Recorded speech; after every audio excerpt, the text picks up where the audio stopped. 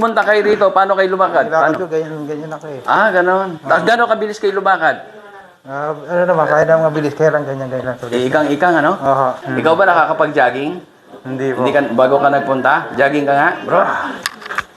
Oo, nakakapag-jogging na. Di ba? Pwede na. Nakakatakbo na. Hindi na ako. Dati pag tumatakbo ko, sumasakit yung dito ko. Sige. So, unang session niyo rito, no? Oo. Anong araw ba ngayon? Martes, ano?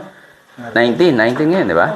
19 na September. So, anong health issue niyo? Hindi siya dito, masakit pag lumalakad ako. Masakit. Naapekto na yung paglakad niyo? Yung problema niya mula rito pababa, ang inaano natin yung pinaka nag-lock na ano niya, muscle, ang ginagalaw natin yung trigger points, ha?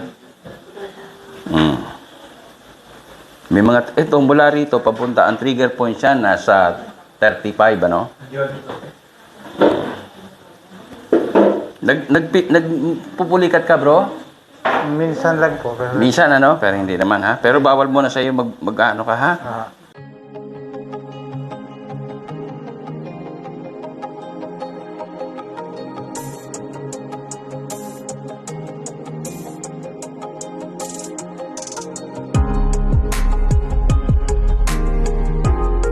Ano lang natin yung trigger points kasi anong nangyayari ganito yan eh. Halimbawa, muscle yan, ano? Dikit-dikit yan. Kaya siya nahihirapan na. Sumasakit kaya na. Yung muscle, dapat kasi ang muscle natin is smoothly moving. Eh kapag ka nagkaroon ng na-detect masama yung dugo mo, ilalak niya yun, maglalak ng gano'n. Tataas yung lactic acid. O, gano'n. So, kahit naalis natin maganda yung masamang dugo, nalinis natin yan, pero nandun pa rin. So, para maikalas yun, parang may nakabuhol siyang, parang nakabundle. kasi bisa pag maglakad ako doon, ay upo, alam mo, nakatayo ako, no? Yung parang, alam mo yung pag gagano'n ka, Oo. ano. Parang yung muscle natin may nakabundle. Yun yung trigger point. Pagka tilalas natin yung, bubuka na siya. Yun yung ginagawa. Naglalak ng ganyan, parang nagkaroon ng bundle. Yun, pagka na-hit ng karayom yun, nakalas, gaganon, lalakad natin. Ha? Pero, na-therapy kayo. Mga ilang minuto na, di ba? May isang oras na siguro kayo na-therapy, no? O, tingnan nyo rin kung may pagbabago na rin, ano? O, sige.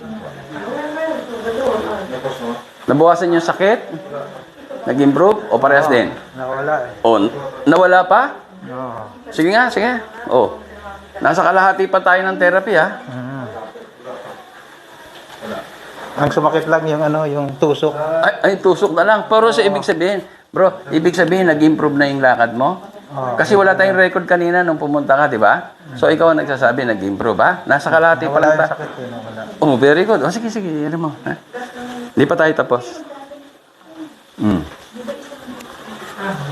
So, bumilis ang lakad mo? Oo.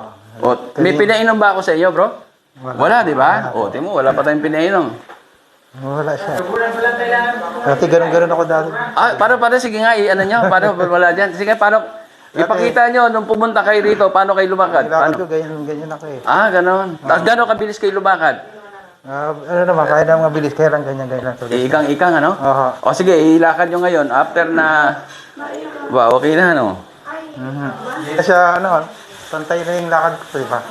O, sige ha. Yan ang pinakamabilis mo, di ba? Okay na. Oo, mabilis na. O, bumili, di ba? O, sige.